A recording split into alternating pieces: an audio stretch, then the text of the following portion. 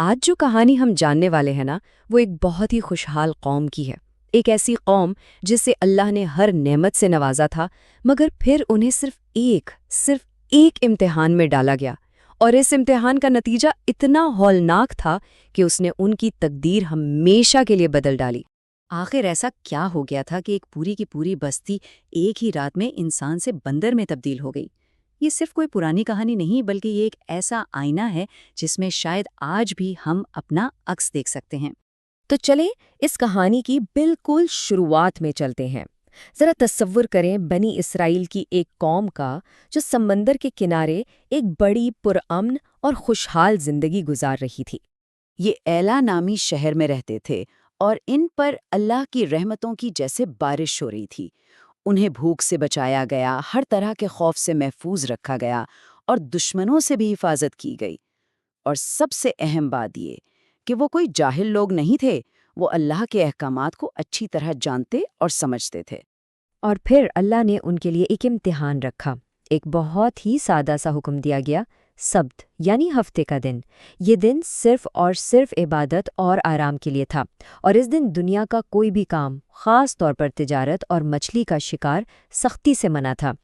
اب دیکھیں کہ یہ امتحان مشکل کیسے بنا۔ عام دنوں میں سمندر میں مچھلیاں ڈھونڈے سے بھی نہیں ملتی تھیں، لیکن جیسے ہی ہفتے کا دن شروع ہوتا، سمندر بڑی بڑی تازہ مچھلیوں سے ابل پڑتا تھا۔ مچھلیاں اتنی زیادہ ہوتیں کہ خود بخود کنارے تک آ جاتی تھیں، جیسے کہ شکار کی دعوت دے رہی ہوں۔ اب اتنی بڑی آزمائش کے سامنے انہوں نے سیدھا حکم ماننے سے انکار نہیں کیا، نہیں، بلکہ انہوں نے اپنی عقل دوڑائی اور قانون کو توڑنے کا ایک چالاک راستہ نکالنے کی کوشش کی۔ ان کی سوچ یہ تھی کہ ہم اللہ کے حکم کو توڑیں گے نہیں، بس اسے تھوڑا سا گھما پھرا کر اپنا فائدہ نکال لیں گے۔ یہ خود کو دھوکہ دینے والی بات تھی، کیونکہ دل ہی دل میں وہ جانتے تھے کہ وہ غلط کر رہے ہیں۔ تو انہوں نے ایک پورا پلان بنایا۔ پہلا قدم، ہفتے سے ایک دن پہلے سمندر سے اپنی بستی تک چھوٹی چھوٹی نہریں کھود لیں اور ان میں جال لگا دیے۔ دوسرا قدم، ہفتے کے دن جب مچھلیوں کا ریلا آتا تو وہ ان نہروں میں تیر کر آ جاتی اور جال میں پھنس جاتی۔ اور تیسرا آخری قدم، ہفتے کا دن گزرنے کے بعد وہ ان پھنسی ہوئی مچھلیوں کو آرام سے نکال لیتے، یہ کہتے ہوئے کہ ہم نے شکار تو کیا ہی نہیں۔ وہ اپنی اس چالاکی پر بہت فخر کرتے تھے۔ جب مچھلیوں سے بھری ٹوکریاں لے کر شہر میں گھومتے تو کہتے، بھائی ہم تو بڑے عقل مند ہیں، دیکھو ہم نے حکم بھی نہیں توڑا اور اپنا کام بھی کر لیا۔ اس ایک چالاکی کا اثر صرف ان کے اعمال پر نہیں پڑا، بلکہ اس نے پورے معاشرے کو تقسیم کر کے رکھ دیا۔ پورا شہر 3 الگ الگ گروہوں میں بٹ گیا۔ یہ معاشرہ 3 حصوں میں بٹ گیا۔ ایک حصہ گناہگاروں کا تھا جو اس کام میں پوری طرح شامل تھے۔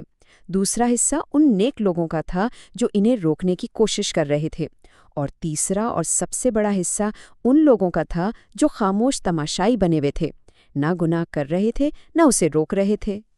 جو نیک لوگ تھے نا، وہ بیچارے چیخ چیخ کر انہیں سمجھاتے رہے کہ باز آ جاؤ، یہ گناہ ہے اور یہ تم سب کے لیے بربادی لے کر آئے گا، لیکن گناہگاروں نے ان کی ایک نہ سنی۔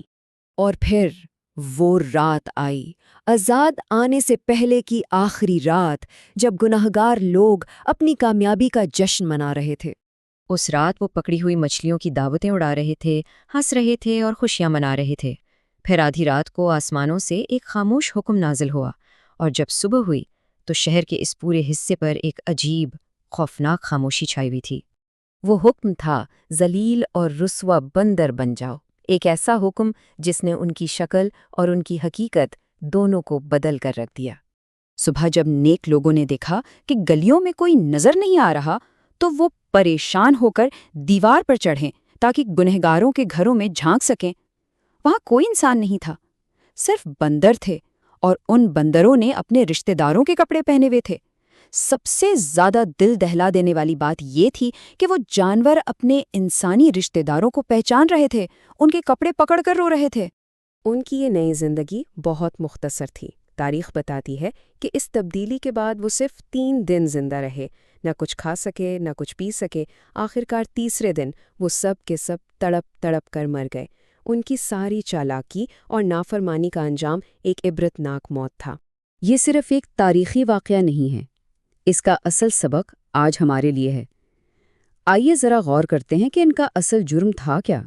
ان کا جرم صرف مچھلی پکڑنا نہیں تھا بلکہ ہیلا سازی تھا۔ ہیلا سازی کا مطلب ہے دھوکے والی دلیلوں، چالاک راستوں اور قانونی موشقافیوں کا استعمال کر کے اس چیز کو جائز بنانا جسے انسان خود جانتا ہو کہ یہ غلط ہے۔ یہ اللہ کے قانون کو اپنی عقل سے مات دینے کی کوشش تھی۔ اگر غور کریں نا تو اس پرانی سوچ اور آج کے دور میں کوئی خاص فرق نہیں ہے۔ جیسے انہوں نے اپنے جرم کو ہیلا سازی کہا، آج سود کو پروفٹ یا منافع کہہ دیا جاتا ہے۔ جیسے انہوں نے حکم کو گھمایا، آج رشوت کو گفٹ یا تحفہ کہا جاتا ہے۔ اور جیسے انہوں نے اپنی حرکت کو چالاکی کا نام دیا، آج کل جھوٹ کو مارکیٹنگ کہہ دیا جاتا ہے۔ اس پوری کہانی کا سب سے بڑا سبق یہ ہے کہ اللہ الفاظ کو نہیں، نیت کو دیکھتا ہے۔ اصل اطاعت قانون کے الفاظ کی نہیں ہوتی بلکہ اس کی روح کی پیروی کرنا ہے۔ اور آخر میں یہ سوال ہم سب کے لیے ہے، کیا آج ہم بھی اصحاب سبت کی طرح اپنی چالاکی اور لالچ میں بھٹک تو نہیں رہے؟